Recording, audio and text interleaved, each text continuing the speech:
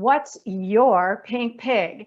We're going to be talking today on how to feed and nurture your competitive clout. You're wondering about what is a pink pig. So what is your pink pig? You know, if you've ever been to Denver and you've seen this great big guy out in front of their expo center, you know that that's what people think about when they think about the expo center there in Denver. Well, frankly, in a restaurant when I used to live in Columbus, Ohio, this happened to be a nacho bar, a free nacho bar that you could go to out of what?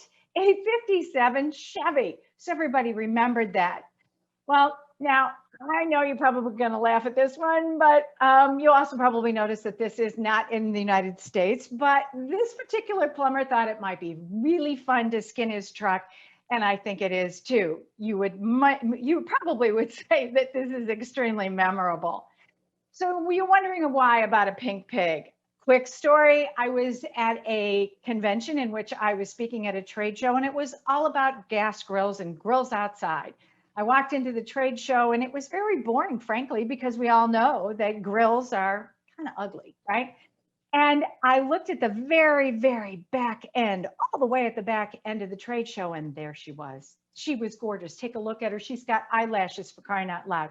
She was a pink pig grill made by the Traeger Grill Association out of Portland, Oregon. Now they sell a lot of these guys, and I came back and I looked at it and I said, but frankly, sir, I said, who buys a pink pig grill? I mean, I love her on my porch. But he said, you know what, Ann? He goes, the people who have outdoor living spaces and those kind of stores. And frankly, they'll come and they'll bring her out on a Wednesday, Saturday, Sunday. They'll fire her up with brats and hamburgers and hot dogs. And when people are driving down the street, they go, what is that smell? And they'll go, oh my gosh, it's that store over there, you know, the pool store, the one that has that pink pig. So my question to you is, what do you do that is so different, so unusual, that people say, I'm going to go there because this is what they have, this is what they do, which what we're going to say is the number one thing is remarkable. What do you do that's remarkable? And remarkable can be anything from,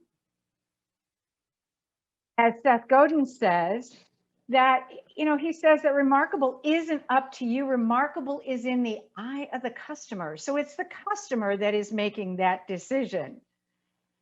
So what is this particular cute little store? Well, it happened to be in St. Louis, Missouri when I lived there, and I walked into this, became my favorite pet store, because when I walked in, they had a wonderful kitchen going and they were making all sorts of wonderful dog bones and pet treats, and they had them on this cute little wonderful kitchen table right when you walked in the store. Do you think this was their pink pig?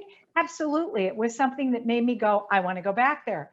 This particular location was in Florida when I was there on a trip, and I took a picture in this pet store because I just thought it was so cute how they had that list over the top of it, Spaloon, which we all know that it is a spa, a pet spa. And that is something that I remembered. And when I talked to the owner, I actually said, how big is your spa business? How big is your grooming business? And she goes, it's huge. But she said, here's the cool thing. Everybody who comes in and uses our services, they always buy something before they leave. Don't you just love that as a retailer? And this particular picture is just a picture of a beautiful window display. Is that something that's your pink pig? And I really want you to look at, what are your 3 words? You know, I ask audience members all the time, what are the 3 words that describe you and your pet business? What is it that your customer describes you as? That's your brand in 3 words. And frankly, those 3 words are the same 3 words, whatever they are. We have professional, people who work for us. We have an exciting store, and we do things that are fun. Well, then all of those things that are descriptive ought to show up on your website, on your social media platforms, everywhere. So those 3 words are the 3 words that your best clients say about you, because frankly, top of mind leads to tip of tongue. Let's take a look at the next one. There are 5 of them today, and we're going to look at the next one, which is number 2. And that number 2 has to stand for repeatable. So if in fact we know that you do something that is so remarkable that people know that this is where we're going to go because you do it best, then we're going to look at things that are repeatable. So how do I advance that?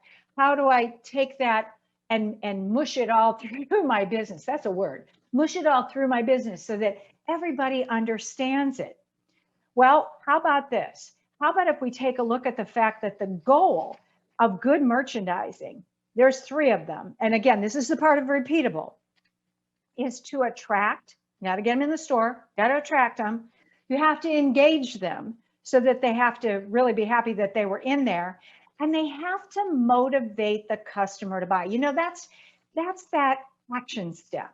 I can be really wonderful and I can be really remarkable and people can come into my store, but trust me, have you never done this where you've walked into a store of any kind and you wandered around and you kind of left because you said, well, there really wasn't anything I was looking for, was nothing that really caught my eye, nothing that caused that, what was it? A reaction. I need that action step to say, I need to buy something. So we need to know that we attract, we engage, and we motivate that customer towards making a purchase. And this one is key anymore. It is key to have a positive experience. Customer experiences. Now they even, you know what? Frankly, Forbes and all the rest of them, they say CX because it's customer experience. It is the buzzword. It is what we all want to do. And we want to do it in such a way that keeps our customer to the point of always coming back, but to be our cheerleader. Our strategies for merchandising, and there are 3 of them that I'm going to put up here quickly, are to create that experience. Again, how? Through merchandising. To make it efficient. We've all been somewhere where we go, excuse me, can you tell me where I find this? I go on better. How many times you get to the cash register and you're paying and they go, did you find everything okay? And I like to look at them and go, wait, why? Was something lost? You know, because listen, if it is efficiently merchandised, if it makes sense when I'm in your store and it's efficient, guess what? The last one is going to increase sales. I'm gonna kind of challenge you a little bit on this one because I know what some stores can smell like, and a pet store might not be any different. By triggering someone's emotions and also engages their senses, creates that customer experience.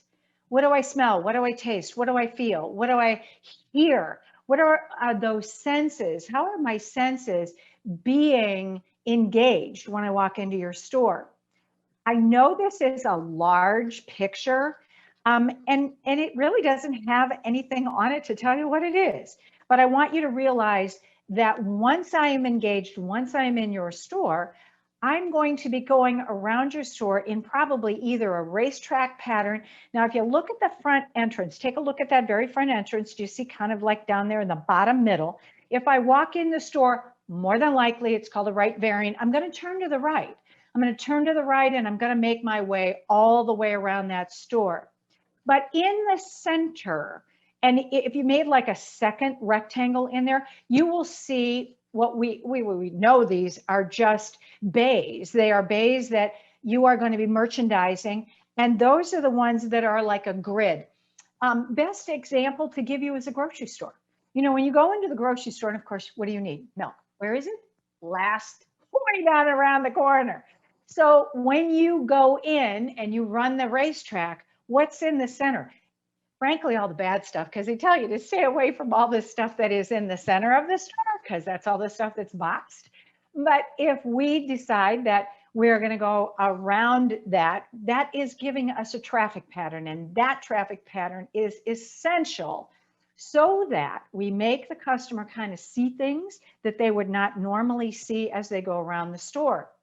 This is a quote of mine that I have been using for years, and I truly feel that it is extremely important.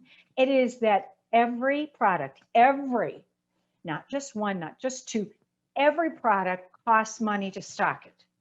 Make sure that it has earned its right to be there.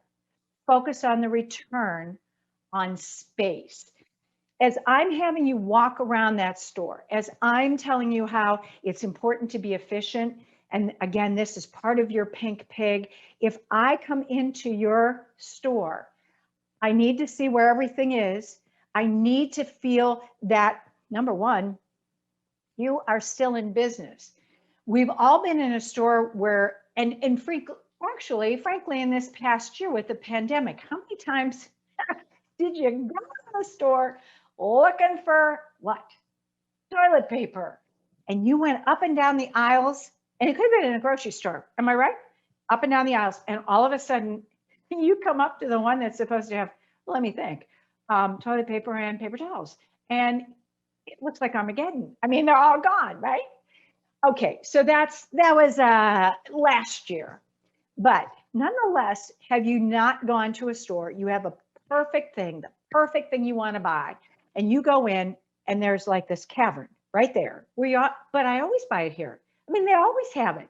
And then you're like staring down into the shelf going, there's got to be another one. Oh, please tell me there's another one. I drove all this way. I came all this way.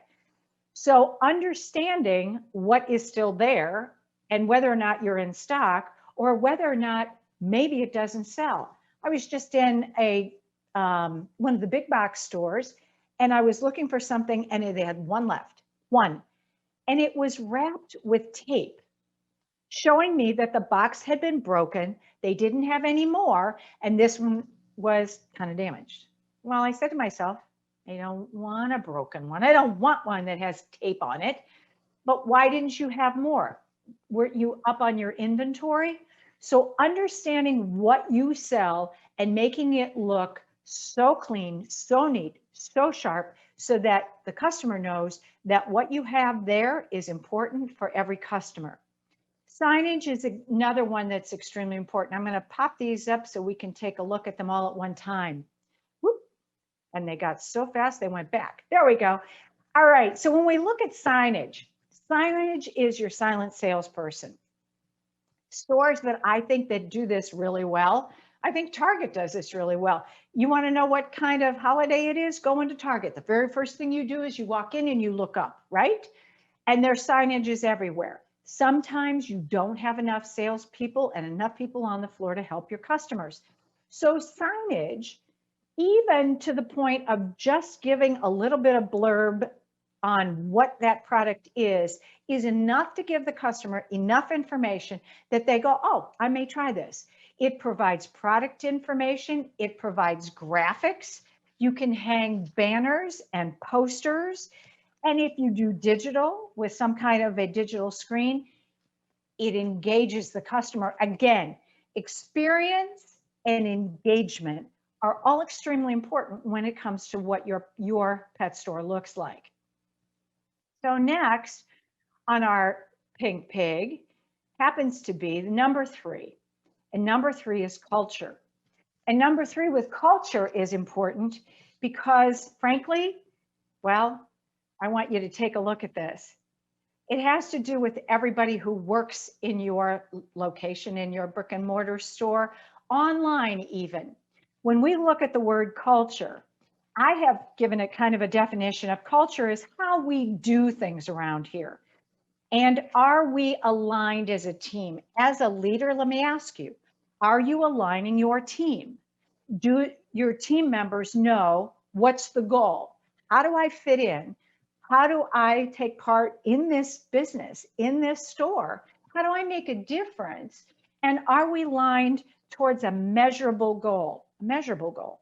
So the idea here is to have as the member of the head of the team, as the leader, to develop that culture that everybody's in the same boat. Let me ask you, do you ever, or have you ever had somebody that was working for you that you said, you know, they're in the boat, but they ain't rowing? You know what I'm saying? You know, they're just not rowing. They come in, they do their job. Maybe they go home, they're not part of the team.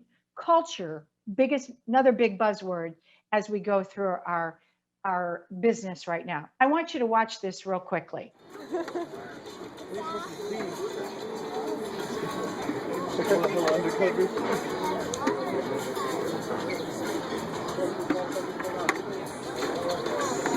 Notice what he's got in his hand.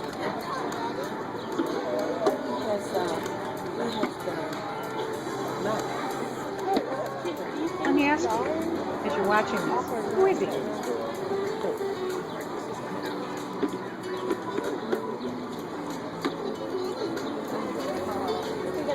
Is there paint?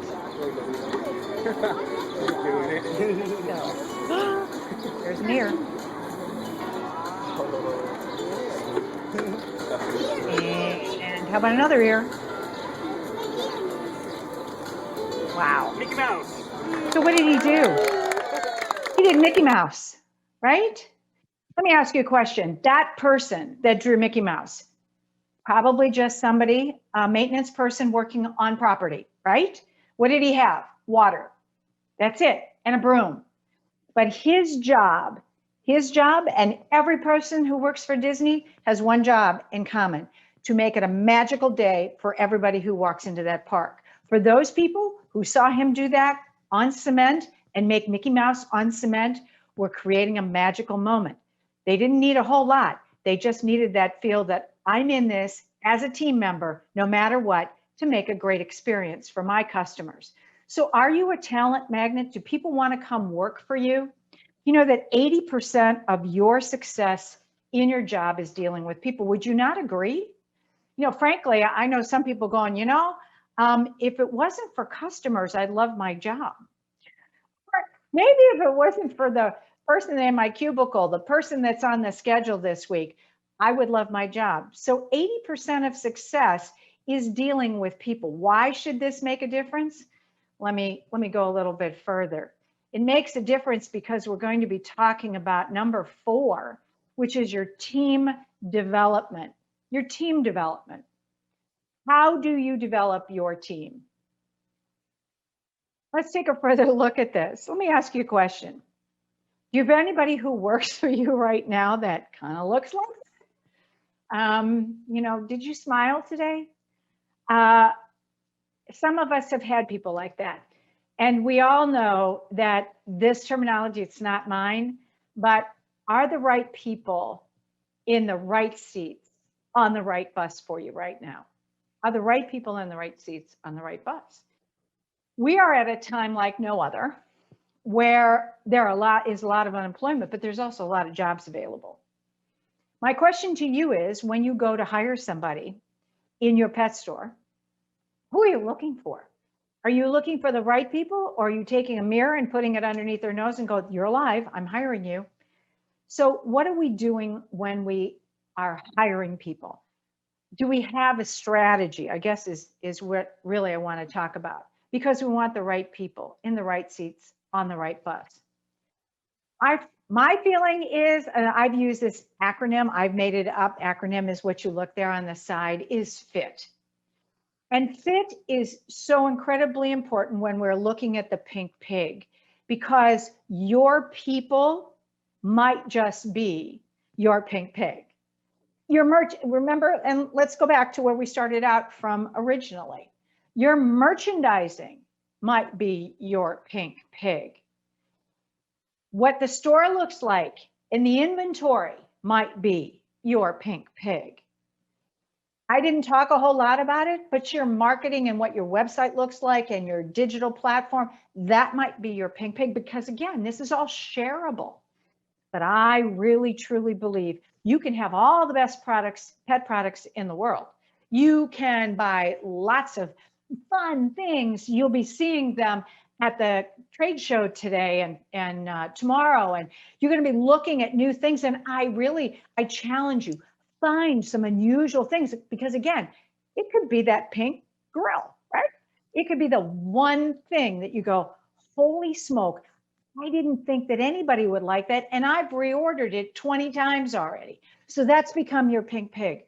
But bar none, what your team is like, what you come in contact with as a customer, That's the customer experience, gang. That is your pink pig, or should be your pink pig. So that I say, every time I go in that store, they know exactly what I want. In my pet store, I live in Charleston, South Carolina. When I go into my pet store, it's nice because the guy who's the manager happens to live in a town that my kids grew up in, I lived in for 20 years. And so we have a nice kind of, chit chat when I come in, but he already knows what I want. And I'm assuming you're coming in for your dog food. You have to understand, I have an itty bitty dog. This is like one of my pet peeves that kind of like, everybody gets that reward thing after like the 10th bag. Well, I have a dog that's only 10 and a half pounds. Do you know how long it takes me to go through a bag of dog food before I get a free one? I digress. So when I come in, he always knows what I want. And then he goes, does Lacey want a treat? He knows me. He knows my dog. He has a great way of doing a little bit of add-on sales. He looks at me and sees what I'm looking for. And he knows when I have a concern. He knows that when I walk into the pet store, you're a doctor. You're the one that's got the answers for me. Now you may say, oh, Ann, I'm not a doctor. Well, you know a whole lot more than I do, and I'm counting on you. That customer experience is important. So when we look at this fit, find the match. Second, what's your interview strategy? And third, what's your training program look like that leads into performance? Because when we look at a training, when I say training program, people say to me, and I don't have the money for a training program. I wouldn't even know what to do. I have so many things to do in my store. And you know what I say to that? You can take a piece of paper and you can write 10 things on that piece of paper that are expected. And that's your training program. And you go over that. Maybe you have monthly or daily huddles where you pull your people together before you open that front door. And you say, you know what, we've always talked about addressing and looking the customer in the eye. Now that everybody's still wearing face masks, and we will be for a while longer, now it's really critical. Right here, we're looking at that customer. We can't see their mouth, we can't see anything else, but we have to be listening and we have to be looking at their face. So you can do an easy training program based on what you believe in your heart of hearts is important for your employees to be on board, to be all aligned towards that final goal, which is to make the customer have a great experience. They come back and they become your contagious cheerleaders. So all of these are important in finding the match, interviewing strategy, and train and perform. Now I am going to go a little bit further into this because I think it's important. What's your strategy right now? What's your strategy going forward? People are coming back into stores. They may have done the BOPIS, which is buy online, pick up in store. They might have done curbside pickup. Here's what we don't want them to do. I'm actually going to work on a brand new speech, and I want to call it, oh, I'll just get it online. Subtitle's going to be, but how many of us have said, I'll just get it online? You don't want your customers getting it online. We get stuff online. Having a strategy of how you're going to hire, how you're going to train is critical as we move forward this year. So having a strategy of how you're going to hire. The second one is to update your job description. Now, I do want to tell you that every single state has what we call, and it varies by state, a career source board or a career source association. Take your state, put it in and Google it, and you will come up with a place to put a job application or a job request so that you could start having different places to find people. Because if I know one thing, I know that as I speak across this country, the one question I always get asked is, Ann, can you tell me how I can find good people who show up on time, do a good job, and aren't drunk or high? Now, maybe I'll take away the last one, but I'm serious that those are the ones that I keep getting asked. And to be able to have more ways to hire people is to be able to have more sources And the career source of where you update a very good job description is great. And why I brought this up was I have been very cognizant of looking at job descriptions on unemployment sites and looking at how many things are on there. If you want to figure out a great way to write a job description, just to go on to one of these career source job sites of looking for a job and pull up someone similar to you and start taking a look at what they say is a job description. I've looked at some of them and I thought, are you kidding me? For a retail store, I mean, the job description is so well written, but so extensive. So right now, people coming back into the job market or still a little bit leery need an updated job description. Again, it can be, even if it's now, we require masks, we require 6 feet apart.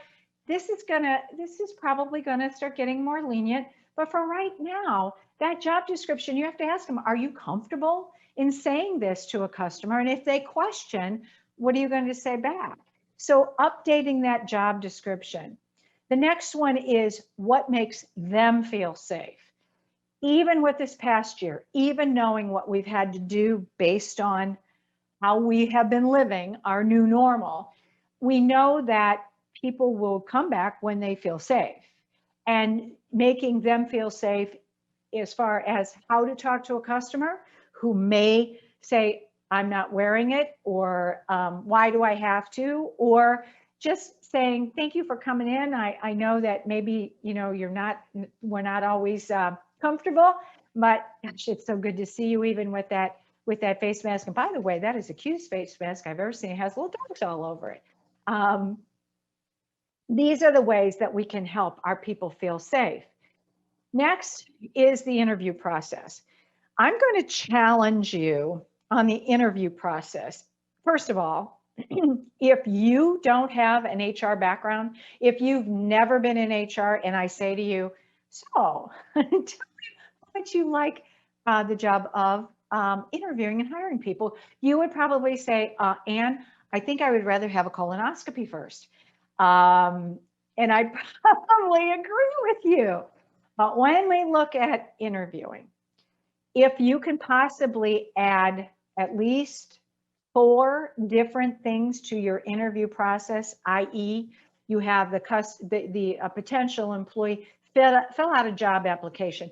And frankly, take a look at that job application. Does it need upgraded, or does it say on the copyright 2004? I mean, sometimes we need to upgrade and update the job application. Second, maybe there's a resume that they have to fill out and be able to give it to you.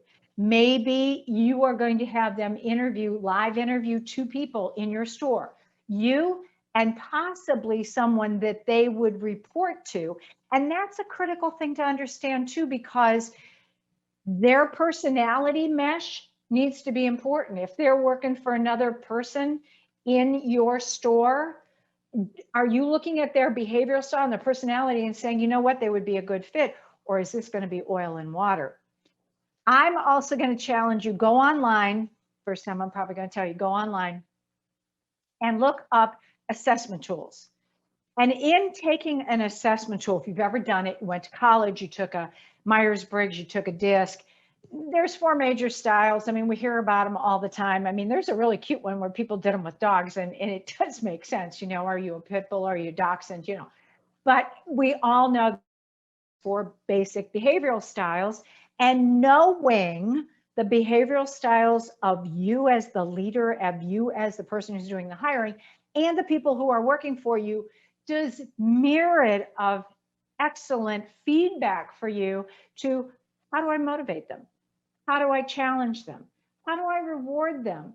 How do I get them to work as a team? I know that one is a win at all cost. I know another one is, oh, you know what? I'm just going to sit in the background. I know another one who is figuring out the numbers right down. We're losing by a 32nd of a point, right? You know, so we know that we've got these different kind of behavioral styles.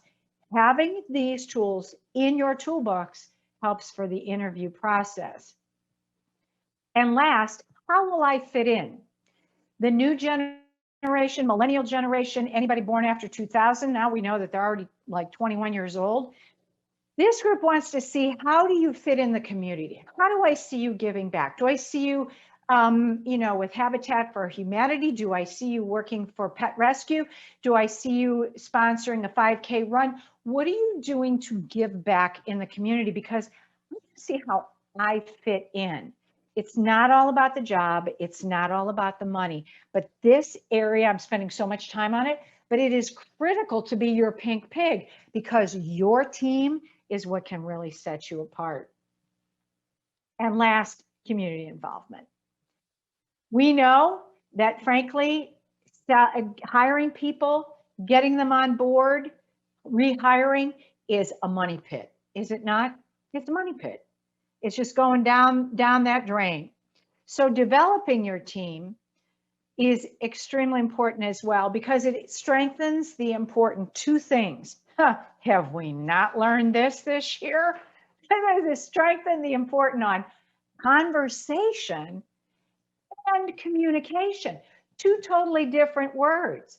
We have to be able to have that conversation, but I have to communicate with you facts, important information that you will store and be able to converse with a customer. Why is that important? Well, obviously, isn't this kind of funny here? 80% of employees indicate that miscommunication occurs but won't take responsibility. I didn't hear that. I didn't get that email. Did you send a text? I didn't hear. Who was supposed to tell me? I didn't know that. All of a sudden, we've got this complaint. And you might be going, and so what's the big deal? It is a big deal. You want to see this number? Take a look at this. We know that companies of 100,000 employees, they don't have 100,000 employees, but look at that. We do business with people who have 100,000 employees, and they have losses close to $70 million due to poor communication. Again, I didn't understand you correctly. I didn't get the email. Did you send it to me? I must have been off. It was the weekend, blah, blah, blah. Companies with 100 employees as an average lose close to $500,000 in miscommunication. Okay, so you don't have 100. Maybe you have 50. Do the math. It is miscommunication because we didn't say that that was important. If you look real close on the left-hand side, you will figure out who this is. This happens to be In-N-Out Burger.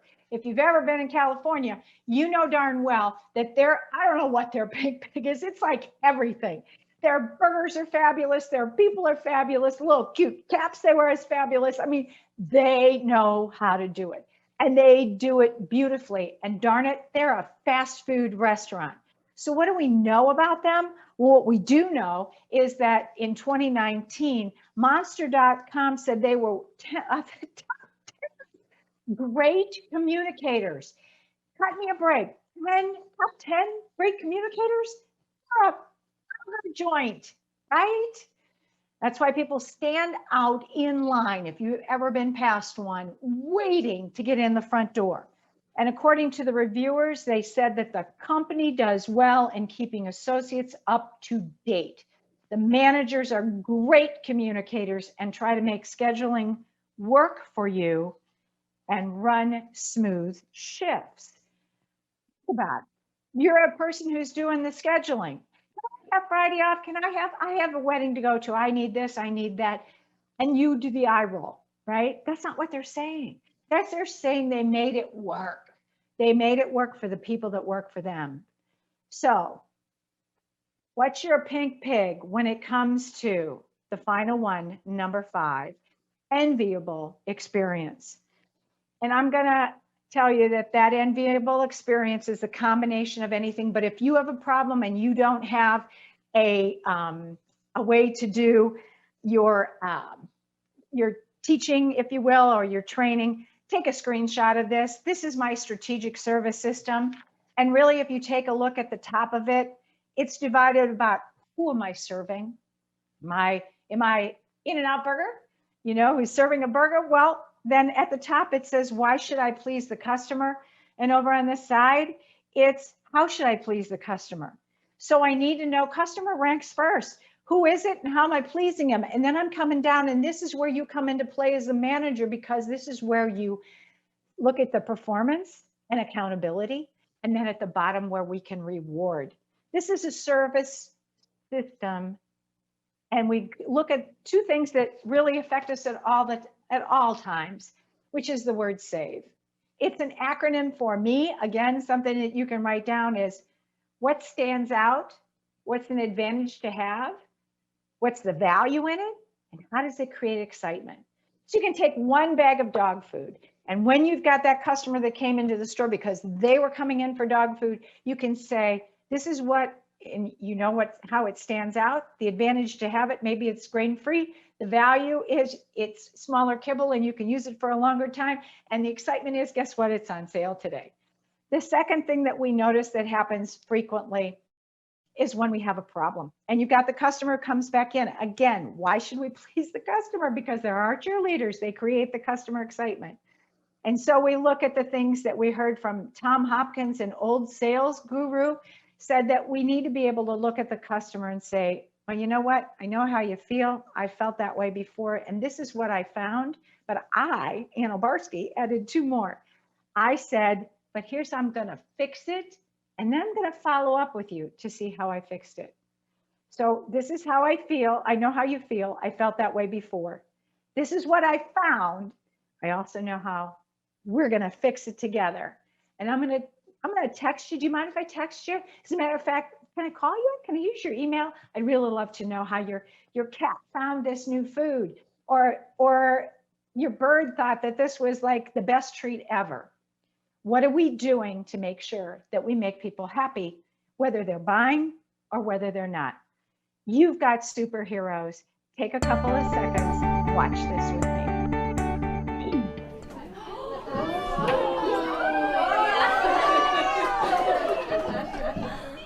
We're superheroes fighting crime here in Columbus. He's the blue. Right. Oh my God. Look, they're all coming to your window. Give me five. Give me five. Yeah. This is actually our first time doing this. You know, they asked us at work one day if we all thought we'd like to do something like that, and we all jumped right to it, you know. I got a one-on-one with them right to the glass. Got a handprint with a couple of them, you know. I was right for it. I got 3 kids of my own. Nothing pleasures me more than seeing sick kids and kids in the hospital happy, so. I think I saw Batman down there. I saw Mr. Incredible. I saw Captain America. It looks like it's incredible. So sweet. When I look at that particular commercial, and that commercial was out of Nationwide Children's Hospital in Columbus, Ohio. I'm sure you saw that. And the fact that a window washer who gets up every day happened to be a neighbor of mine, and he would go to work on regular days, you know, in a, you know, regular jeans and a t-shirt. And I knew what he did, but I thought, gosh, I couldn't do that. You know, I just couldn't do it all by myself, a squeegee, a bucket, a rag. But there were those days I know that he put on that outfit, and I never physically saw him, but I saw that little rag in the back pocket, and I knew it was a different one because it looked like he might have been a superhero. And he would go into work and he would give his all of being a window washer, making a difference in kids' lives who can't even get out to play outside. Those kids who saw him through that window, he made their day. He was their superhero. So when we take a look at all the 5 things to become that pink pig, to become different, to become remarkable, take a look at those 5 things. What do you currently do in your pet business, whether online, whether a brick and mortar, however you run your business? These 5 things are critical when we are talking about bringing customers back and making them happy along the way.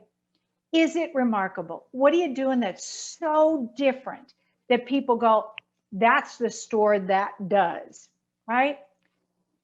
being remarkable, and then taking that a step further and saying, how can I replicate it? How can I make it repeatable? Can I skin my car? Can I have something out in front of my store?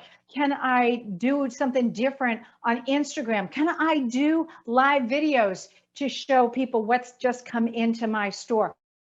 Can I do that way that's repeatable? The culture, you're the leader. You've got people that need to be accountable to you and need to know that they have a goal at the end of the day, end of the week, there's a goal and you're all on the same team. That team development really focuses then into giving an enviable experience so that people can say, I absolutely know what your pig is and that we love your pet business.